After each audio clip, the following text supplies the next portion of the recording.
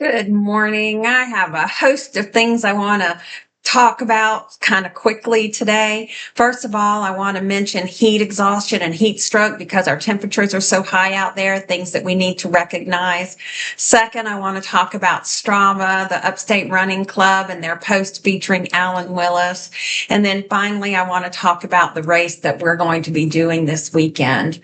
But if we're going to start, I want to start out by looking at the heat stroke and heat exhaustion because temperatures are so high out there right now. The temperature outside today is supposed to get up to 94 degrees, and it's still going to be in the high 80s, low 90s at 8 o'clock tonight. So if you've already done your run for this morning, probably a good idea. If you're going to do it this afternoon, it's all right, but you're probably going to want to make it a little shorter, and you're going to want to make sure that you're hydrated and that you recognize the symptoms of heat exhaustion and heat stroke so you don't find yourself out there in trouble or at the mercy of whoever happens to pass you by. This is another one of those cases where it's always better to run with a group or with a partner. Today is exciting, is good for me because the Easily Run Club is meeting today in downtown Easley, and we'll run the Doodle Trail. And so if anything happens, it'll be a good thing. We actually have some healthcare professionals that are members of that group. So an added layer of safety, if you will.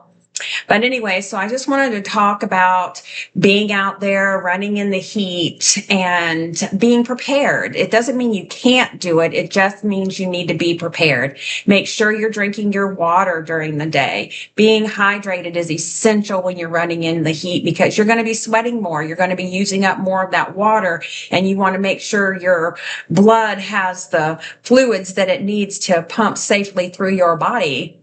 So if you are out there, let's talk about when you need to stop or when you need to recognize, hey, I have a problem. So if you're starting to have heat exhaustion, you're going to need to act quickly. You'll need to move to a cooler area. You'll need to loosen your clothing. You'll need to sip cool water. Maybe, a lot of runners like to dump water over their head, but just make sure you're safe enough to drink too. And you want to seek medical help if the symptoms do not get better. So the symptoms for heat exhaustion: dizziness, thirst, heavy sweating, nausea, weakness, just really strong exhaustion. Heat exhaustion can lead to heat stroke. So if you recognize that you're having this dizziness, you have that unquenchable thirst, the heavy sweating, the nausea, the weaknesses, just make sure you act fast over those things that I just told you to do. Make sure you go to their shaded area, a tree, or tall bushes or something, just over where the shadow, you can get into their shadows. Loosen your clothing, and sip your water. Now, if you, as a runner, I laughed when I saw these because, of course, dizziness is not something that you experience when you're running normally. So if you're having that, you need to pay attention. But thirst, heavy sweating, nausea, weakness, I have all of those things when I finish a run. So, and it's not necessarily heat stroke. It's just the way my body functions. So if you have looked past some of these things when you shouldn't have, and you start into the heat stroke zone, you're going to start having confusion. You're going to have the dizziness is going to be more intense, and you're going to become unconscious. So if those things happen, you need to call 911. It's better to be safe than sorry. Those EMS crews, they'll come out there, they'll talk to you, they'll cool you off, and you can determine with the EMTs whether or not you need to go to the hospital. You need to loosen up your clothing. Remove any extra layers. By all means, don't be running with extra layers out there. There's things and clothes that you can run with that are lightweight. Even if you need short sleeves, there are lightweight and breathable clothing that you can use. And you're going to want to cool off with water or ice. My mom always liked to put ice on her wrists to help cool her down. But you can take a rag and put some cool water on your face or on the back of your neck, to help cool down your body. Drink some water, pour some water over your head. Heat stroke can cause permanent damage and disability if not treated immediately. So if you start having these symptoms, get help. I was out here on the trail behind my house just the other day, and there was a young kid, 15 years old, out there playing on the trail with his buddies, and he started having confusion, and I mean serious confusion. He was so thirsty and he was so weak he couldn't stand up on his own. We wound up having to call 911, but I'm going to tell you, they took him to the hospital and he had to have several liters of fluid, and he was there for a while. So what my point is to you is that you need to pay attention to your body, pay attention to these things that happen. Don't just brush it off. Get yourself some water, get yourself to a cooler area. Stop your run for the day. It's not the end of the world. You'll be alive and safe to run again another day. So I just wanted to make sure and point out those things about heat stroke and heat exhaustion, and just let you know that it's very important that you pay attention. So the next thing I wanted to talk to you about was, this weekend I ran in the Firecracker Frolic, and then I ran in the Red, White, and Brew 5K in Greenville with the Upstate Running Club. And after that race, the Upstate Running Club had a post in their group that they have on Strava. And there was a young man that posted. His name is Alan Willis. And he says that he weighed over 600 pounds a year and a half ago. He has lost about 270 pounds. And this past weekend, he participated in his first and second 5K. He said that when he started his journey, that it was very tough just to get up and down his driveway. And now he's looking forward to more races in the future. But I think the thing that stuck out to me the most about his article, which you should go read his article, go to Strava, go to the clubs section, the clubs tab, and look for Upstate Running Club. And Alan right now is the top post, but I'm sure you could search it by Alan Willis. But anyways, he said that the running community was an amazing community and that he was looking forward to doing races in the future. And I'm going to tell you, he's right. When you're trying to lose weight or you're trying to get healthier, and it may not necessarily be 600 pounds, or you may not have lost or need to lose 270 pounds like Alan did, or 168 like I did. You might only need 10 or 20 or 50 or 100. But the community out there for runners it's amazing. We support each other. I used to look at runners and think, oh, all those skinny people, I don't want to be judged. You know what? They don't judge. They know how hard it is to be out there. They know the toughness of the decision it makes and the commitment that it takes and the consistency that it takes to be out there. And they support each other. And he's right. It is an amazing community of people. I'll tell you, when COVID happened, the whole trying to find your community changed. I remember that Weight Watchers was a really big thing before COVID. And when you couldn't go to the group meetings anymore, where did you find your support?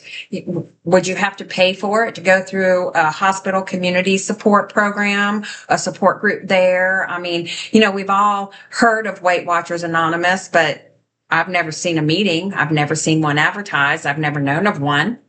So where do you go to get the support that you need? Well, I'll tell you what, the running clubs, man, they're a great, awesome network of support. Our running club in Easley, we have walkers, we have runners, we have very fast runners, we have 3Kers, we have 5Kers, we have 10Kers, we have marathoners. So we've got people that participate in our group that run the gamut. And so I just wanted to let you know that in your community, and if you live in Easley, the Easley Running Club, if you live in the upstate, which includes Greenville, Anderson, Pickens, Oconee counties, the Upstate Running Club is a great group to join as well. join the clubs, get out there with us. We're going to support you, and we're going to know when you're not there. So we're going to pick up the phone and call and say, hey, where are you? And when you participate with the 5Ks that go on and these groups are there, man, get in the picture. Be part of the group. We're proud of you. We're proud that you're out there. It's a very small group of people that take the commitment to get out there with the running club. And, I often get, poked fun of by my family, telling me, well, Mom, you can run for free. You don't have to pay for all these 5Ks. Well, I'll tell you what, paying for the 5Ks, being part of the run clubs is a very inexpensive way to hold my feet to the fire. And I need that, but I also love my community. And so if you're looking for a community, a support group of people that understand what you're experiencing and can help you as you take the journey, that's who's in your run clubs. Not everybody is a Speedy Gonzalez. Not everybody can run that fast or focus and get finished with a 5K in under 20. I mean, I run a 5K in anywhere between 30 and 35 minutes. So, I'm not fast, but I'm out there and I'm doing it and I'm getting healthier. And yes, I have asthma. Yes, I have diabetes. I'm trying to keep my weight under control, but I'm not going to quit just because you have diagnoses like that or you are diagnosed with the disease of obesity. It doesn't mean that those things are going to go away. It doesn't mean you can't get out there and do it. It just means that these are your hurdles and you can overcome them. So I just want to encourage you to participate. And if you have a chance to get on the Upstate Running Club page on Strava, go there and read Alan's story. It's just 2 paragraphs. It won't take you very long. And it will really give you some admiration for him and some realization that, being part of this community doesn't mean you're skinny. It doesn't mean you're super fast. It means you're part of a group of people that are out there, care about each other, and encouraging each other along the way. So finally, the last thing I want to mention today is the race that I'm going to be doing this weekend. Y'all, it was hard to find a race for this weekend. July, I guess it goes back to what I talked about earlier, the heat exhaustion, heat stroke, it being so hot outside. Most runners like to run in the cool weather and not the hot weather. I like running in the warmer weather. Colder weather for me is difficult to run in because of the asthma. It burns in my lungs when I breathe it in, but I do it anyway. But so I enjoy running in the hot weather, even if it does slow me down. So trying to find a race in July is a very difficult thing to do. Right now, I am signed up for, and I hope they still run it, is the Kenedy 5K and the Washington 3K. It has a very small sign up right now. I think it's less than, 25 people have signed up. So I'm hoping they're going to run it regardless. And if you're looking for a race, y'all check it out. It's in Clarksville, Georgia. And I found it on Run Sign Up. And so it's only $35. Start time is at 7:30 in the morning. The place is going to be at Sam Pitts Park in Clarksville, Georgia. There's a 5K and a 3K. So if you don't think you could do the 5K, sign up for the 3K. So check it out on Run Sign Up. I look forward to seeing you at the start line. This is Amy with Amy on the Run. Let's go run.